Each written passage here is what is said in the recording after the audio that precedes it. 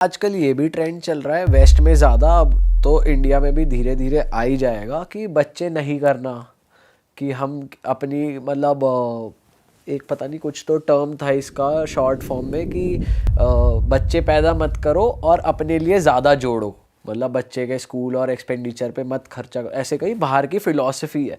अब जैसे वेस्ट का कल्चर होता है यहाँ तो कॉपी होना ही है, और लोगों की मेंटालिटी थोड़ी आ गई कि यार खुद को ही संभाल ले। कर रहे हैं। अब वो स्पिरिचुअली तो हमें कर ही रहे हैं। वृंदावन जाइए, आपको इंडियंस कम अंग्रेज ज्यादा दिखेंगे वहाँ, और सब ऐसे भक्ति में पागल हो रहे हैं, तो वो आपको कॉपी कर रहे हैं और आप उनके पीछे। देखो, अगर स्पिरिचुअलिटी की बात की जाए, जैसे इस्कॉन में भी, वृंदावन में भी आपने बोला बहुत अंग्रेज लोग वहाँ पे आ रहे हैं, बट जो इसकी बात करा लाइफस्टाइल वाले पॉइंट ऑफ व्यू से, लोग वहाँ का ज्यादा अडाप्ट कर रहे हैं और ये भी सोच रहे हैं कि क्यों बच्चे करने, इससे अच्छा कुत्ता ही पाल लो, उसकी हाँ, केयर ये कर भी लो। हो रहा है कि अगर वही आप बहुत लोनली है। हो तो डॉग ले आओ। क्योंकि मैम ऑस्ट्रेलिया में जैसे हमारे फ्रेंड्स वहाँ पढ़ रहे हैं, वो सब यही बताते हैं कि लोग शादी नहीं करते, लिव इन में रहते। वो तो इनफैक्ट शादी भी नहीं कर रहे, बच्चे तो दूर की बात है।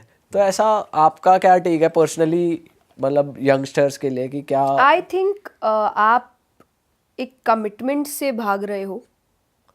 मुझे ऐसा लगता है या तो आप कमिटेड पूर्ण रूप से हो या तो मत हो। मैं इस मत हो में भी मानती हूँ कि हाँ, आपका डिसीजन है कि मैं उस चीज़ को इतने अच्छे से नहीं कर पाऊंगा, तो इसीलिए मैं नहीं करूँगा।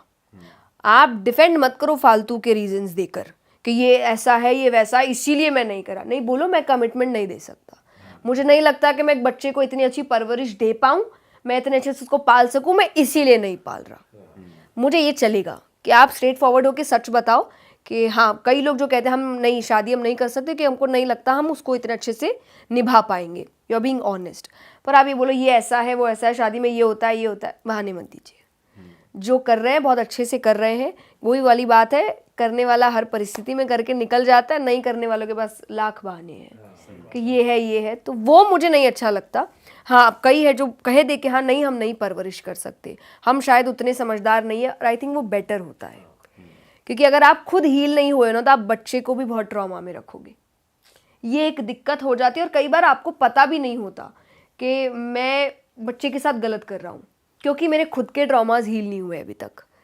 तो इट्स बेटर। और हम ये रिलेशनशिप में भी कहते हैं कि मुझे ये फिलॉसफी नहीं समझ में आती, मैं आधा वो आधा, हम पूरे नहीं। भाई पूरे पूरे बन के आओ, है ना। हम यहाँ सुधारने नहीं आए, क्योंकि ऑलरेडी बहुत प्रॉब्लम्स है लाइफ में, सब अपनी जिंदगियों में लड़ रहे हैं। घर आके किसी को लड़ना नहीं पसंद, और वो लड़ाई मैं मैं आपको छोटे मोटा क्यूट लड़ाइयाँ या घर की जिम्मेदारी वाली लड़ाई नहीं बोल रही हूँ। एक जो आपके खुद के इश्यूज है जो आप दूसरों पे थोप रहे हो, अपने पार्टनर को एक डस्टबिन बना रहे हो।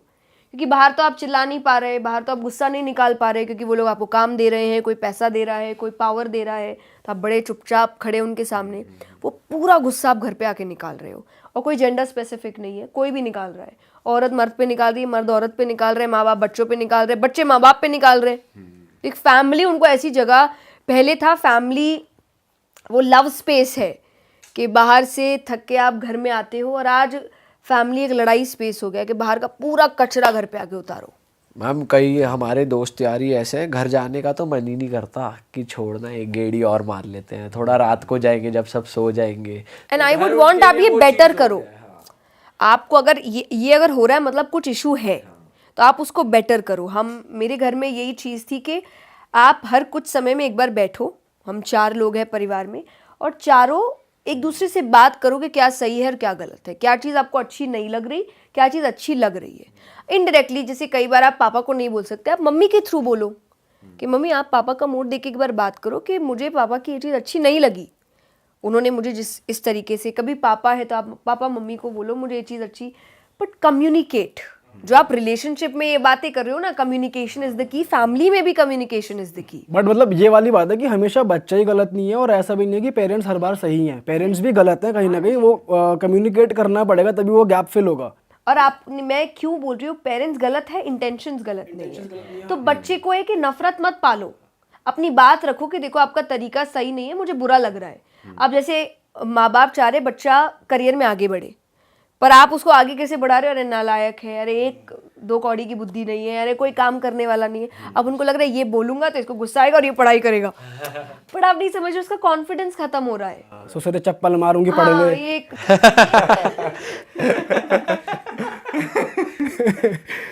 तो ये बहुत बुरी चीज हो जाती है। मतलब ये थोड़ा सा ये कह सकते हैं कि जनरेशनल गैप है, जो पेरेंट्स नहीं समझ पाते उनको आज की भाषा में समझाओ तो शायद समझेंगे। हाँ, और प्यार से समझाओ, हाँ। क्योंकि आपका जनरेशन अलग है, उनका जनरेशन अलग है। इट्स ऑल अबाउट आप किसी को एक गिलास गर्म पानी दे रहे हो और आप बोल रहे हो एक घूंट में पियो, दैट्स नॉट पॉसिबल। और आप वो पेरेंट्स के साथ कर रहे हो।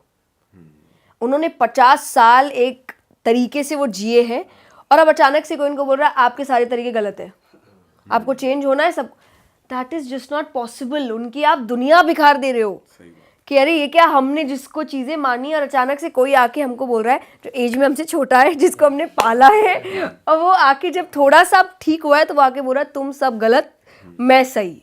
ऐसे नहीं होता। तो आपको उनको गर्म पानी को भी बोला फूक फूक मार के पियो, थोड़ा धीरे धीरे, आपको धीरे धीरे समझाते हैं, थोड़ी मेरी समझो थोड़ी अपनी समझो, तो आपको लगेगा परिवार अपने आप आगे बढ़ रहा है। पर अभी दोनों यही कर रहे हैं। तो पेरेंट्स बच्चों की हर चीज़ को गलत, एकदम सब गलत ठहरा दे रहे हैं, और बच्चे माँ बाप की हर चीज़ को गलत ठहरा दे रहे हैं। तो इसलिए वो जो गैप है वो फिल हो ही नहीं रहा। हाँ मैम, हम बातों को तो आगे बढ़ाएंगे, लेकिन मुझे ऐसा एक भजन की कमी फील हो रही है। और मैं ना सच बताऊँ, हम लोग ना बहुत इम्प्रेस होते हैं, बहुत यंगस्टर बहुत वीडियो शेयर करते हैं कि फॉरेन में ना म्यूज़िक फेस्टिवल्स होते हैं, जैसे टुमारोलैंड हो गया, जो बहुत भीड़ है और वो ऐसे उछल रहे हैं एक गाने पे और ऐसे। पर आपके जो कथाएं होती है वो मतलब इंडिया का स्पिरिचुअल कॉन्सर्ट में कह सकता हूँ उसे, वो इतना मज़ा आता है देख के, और कई बार ऐसे गूज़बम्स आ जाते हैं क्योंकि एक साथ लोग, इतने सारे लोग एक भजन चैंट कर रहे हो, वो क्या एनर्जी होती होगी वो तो रियल में ही वहाँ पर होकर पता चलेगा। बट बहुत प्राउड ऐसे फील होता है कि कितनी अच्छी चीज़ हो रही है ये। और मैं वो इसीलिए करती हूँ क्योंकि जैसा मैंने कहा, मेरा माइंडसेट है मुझे आपको भगवान के करीब लाना है। तरीके आप बताइए, मैं ले आऊंगी। तो आपको डांस करना है, मैं डांस करा देती हूँ। आपको कूदना है, मैं आइए, मैं सब करवा दूंगी। आपको चिल्ला चिल्ला के गाना है, आप करिए। आपको रोना है, आप बोलिए। आपको जो करना है बस यहाँ आके करिए, क्योंकि यहाँ आपको मज़ा आ रहा है। नो डाउट जब वहाँ लोग नाचते हैं उनको बड़ा मज़ा आता है, इतने खुश होते हैं, इतनी एक्साइटमेंट होती है। पर उस वक्त आप भगवान का नाम चैंट कर रहे हो, उस मस्ती करते वक्त, जो आपको मेंटली इमोशनली बेटर फील करा रहा है और आगे जाके भी आपको कामनेस की ओर लेकर जाएगा। तो एन्जॉयमेंट भी हो गया, स्पिरिचुअलिटी भी हो गई, तो क्यों आप कहीं और भटको। नॉट दैट मैं आपको बोल रही हूँ आप कहीं नहीं जा सकते ना, बिकॉज मैं कभी किसी चीज़ के लिए पार्टियां बंद, क्लबिंग बंद। नहीं, पर बंद मत करो, पर आप खुद दोनों जगह ट्राई करके देखो, ज़्यादा फायदा आपको कहाँ हो रहा है। नाच तो आप वहाँ भी रहे हैं, नाच तो आप यहाँ भी रहे हैं, पर यहाँ के नाचने में बहुत फ़र्क है, वहाँ के नाचने में बहुत फ़र्क है। और दिक्कत नाचने में नहीं है, दिक्कत है कि उसके साथ आप क्या कर रहे हो। मुझे नाचने से कोई, मुझे तो खुद, मेरे लिए तो डांस मेरा पहला प्यार है और मैं व्यासपीठ पे बैठे बैठे डांस करती हूँ। तो मुझे नाचने से मतलब गलत फील नहीं होता, पर आप उसके साथ जो चीज़ों को ग्रहण करते हैं, उसके बाद आप जिस स्पेस में होते हैं, उस स्पेस के बाद जो गलतियाँ आप करते हैं, मुझे उस चीज़ से प्रॉब्लम है। अगर आप बैलेंस्ड वे में काम करिए, देखिए कोई चीज़ आपके लिए ख़राब नहीं है। पर जब आप अति कर देते हो ना, तो देयर इज़ अ डिफरेंस कि enjoying your youth and destroying your future. तो मज़े में भविष्य मत खराब कर लो अपना। भजन हो जाए मैम फिर। जो आपका एक आपका फेवरेट, फिर एक हमारी डिमांड। मेरा तो देखिए एक ही फेवरेट है, जो मुझे लगता है मैं दिन भर भगवान का धन्यवाद करती हूँ उस चीज़ के लिए। मेरा आपकी कृपा से सब काम हो रहा है, करते हो तुम कन्हैया, मेरा नाम हो रहा है। मेरा आपकी कृपा से सब काम हो रहा है। वाह वाह वाह वाह वाह।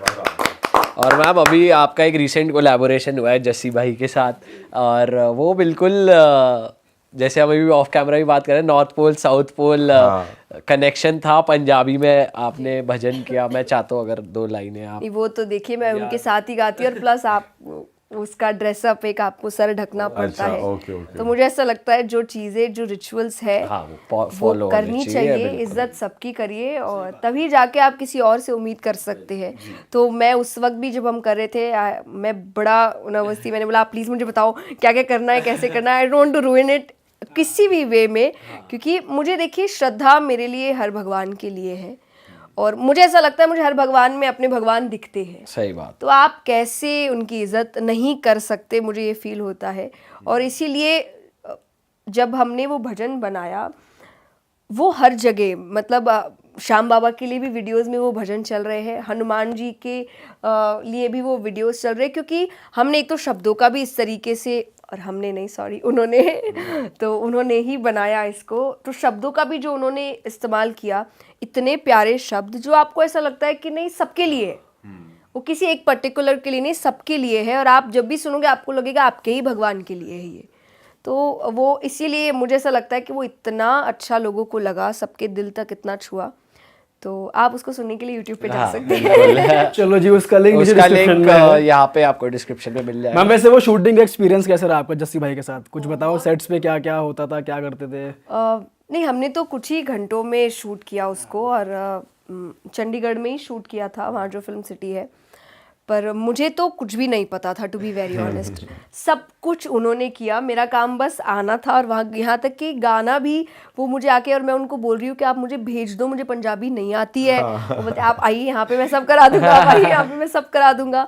और मुझे ऐसा लगता है कि उस भजन को गाने के लिए भी उन्होंने जो थोड़ा बहुत मैंने हरकत करी है, उसमें भी मैं हरकतें जल्दी से करती नहीं हूँ, मैं बड़ा ही सिंपल गाती हूँ।